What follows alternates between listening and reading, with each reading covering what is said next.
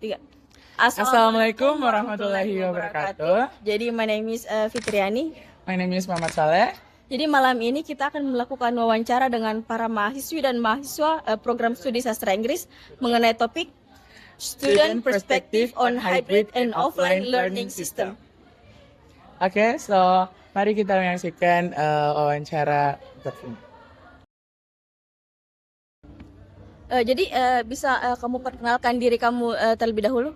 Ya, halo semuanya. Perkenalkan, nama saya Albert Siolin. Saya dari jurusan Sastra Inggris angkatan 2023. Jadi pertanyaan saya itu bagaimana pendapat kamu tentang pembelajaran hybrid atau online? Menurut saya bagus-bagus aja ya. Selama ini kita mungkin ada kendala dalam pembelajaran offline, dan menurut saya online ini sangat membantu ya. Apalagi zaman sekarang kan pembelajaran sudah banyak yang menggunakan elektronik. Jadi menurut saya ya fine-fine aja. Kenapa kamu bisa berpikir kalau pembelajaran online ini itu membantu untuk kamu sendiri? Ya membantu ya, apalagi sekarang bagaimana ya? Saya juga banyak belajar online, khususnya kalau misalnya mau belajar sesuatu yang tidak bisa kita dapatkan secara langsung, saya bisa dapatkan itu. Misalnya saya searching di media sosial seperti YouTube atau apapun itu. Kalau misalnya terkhusus di dunia perkuliahan yang kita selalu kelas-kelas online itu, sebenarnya itu cukup bagus. Bisa menghubungkan kita dengan dosen dan mahasiswa, tergantung dari kita bagaimana cara kita menggunakannya begitu. Tapi bagi kamu sendiri, adakah tantangan yang kamu alami selama menjalani pembelajaran online seperti ini? Tantangannya pasti ada. Salah satunya yaitu di internet, apalagi sekarang di lingkungan kita ini internetnya masih kurang bagus, tapi menurut saya itu tidak terlalu menjadi kendala ya, apalagi kita kan di daerah-daerah perkotaan.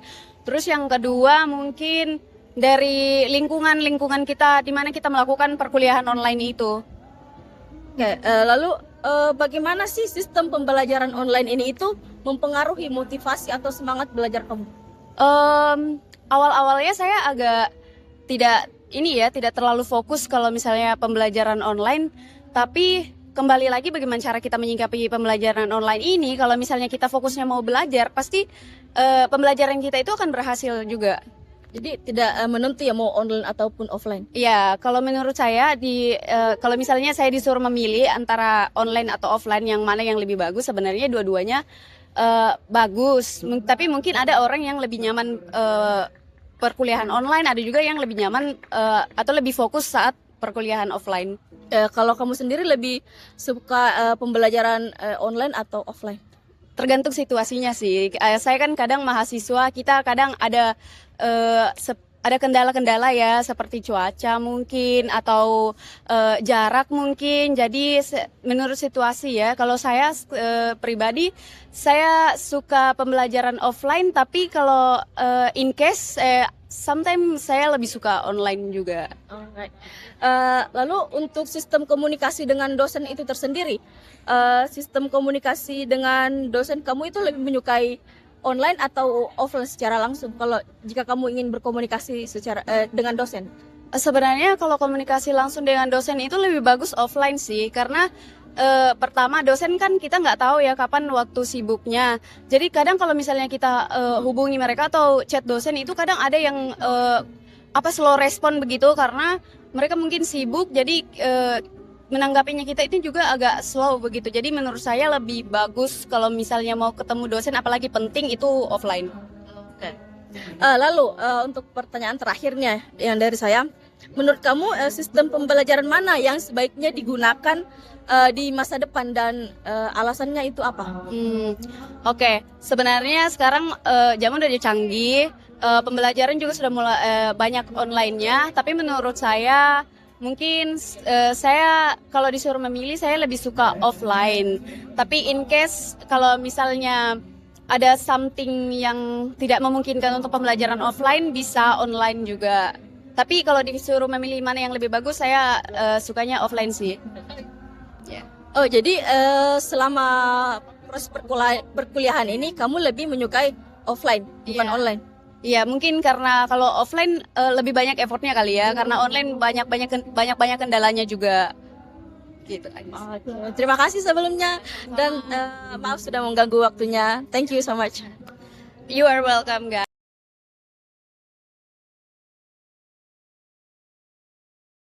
Oke, assalamualaikum warahmatullahi wabarakatuh. Sekarang saya bersama dengan narasumber kedua saya malam hari ini. Mungkin bisa perkenalkan dikit tentang diri Anda. Perkenalkan, nama saya Leon Marcelo, biasa dipanggil Leon. Saya adalah mahasiswa UNM Prodi Sastra Inggris angkatan 24. Oh, oke. Leon, jadi sekarang saya mau bertanya tentang perspektif kamu nih sebagai mahasiswa sastra Inggris tentang adanya pembelajaran offline dan online ini ya. Nah, sebenarnya bagaimana sih pendapat kamu tentang adanya sistem pembelajaran sistem online dan offline ini? Bagi saya sendiri jujur suka sih dengan adanya penggabungan antara offline dan online ini. Pertama, ya ada keuntungannya masing-masing sih. Pertama itu ya kalau offline bisa ketemu teman-teman secara langsung, jadi pergaulannya dan pembahasannya bisa lebih connect, bisa lebih seru, dan suasana di kelas juga lebih menyenangkan dan mudah untuk fokus. Namun di satu sisi mengapa saya lebih suka online, itu dikarenakan saya jujur malas bangun. Dan kalau misalkan online kan, contoh kelasnya jam 8, saya bisa bangun 7.59 dan itu masih ada waktu, tidak perlu siap-siap atau gimana, jadinya ya fleksibel gitu menurut saya. Jadi dengan adanya penggabungan atau mixing ini bisa dibilang saya sebagai mahasiswa cukup suka sih dan senang dengan adanya kondisi seperti ini. Oke, tadi dijelaskan kalau kedua sistem pembelajaran ini ada kelebihan dan kekurangannya masing-masing. Nah, menurut kamu sendiri sebenarnya lebih efektif yang mana nih antara pembelajaran offline ini atau online-nya? Menurut saya offline lebih efektif memang dikarenakan interaksi kepada dosen itu secara langsung dan menjelaskannya juga di papan tulis maupun lewat presentasi di laptop dan proyektor itu lebih jelas apa yang ingin disampaikan karena tidak harus menghadapi seperti jaringan yang lemot atau hal-hal lain gitu kayak dipanggil atau gimana. Jadi fokusnya dalam mengajar di offline itu memang lebih efisien sih bagi saya. Jadi itu. Sedangkan kalau online ya gimana ya? Sebenarnya sih lebih banyak tantangannya. Cuman kalau demi kenyamanan saya lebih suka yang online. Ya. Jadi yang mana ini benernya? Lebih suka yang mana nih? Lebih suka online meskipun efektivitas offline lebih bagus. Oh, oke, bener sih. Jadi menurut kamu sebenarnya bagi sistem pembelajaran ini tuh itu dapat mempengaruhi apa sih namanya kayak motivasi kamu dalam atau fokus belajar kamu meningkat atau enggak nih?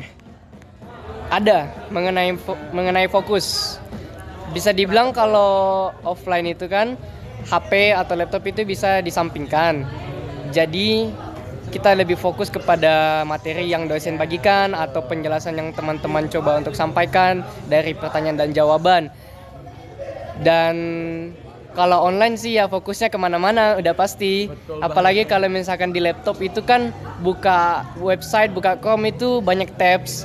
Nah jadi saya biasanya dengar penjelasan dari dosen itu sambil buka YouTube. Nah tapi saya juga punya alasan. Meskipun saya buka YouTube, tapi biasanya itu buat saya lebih fokus.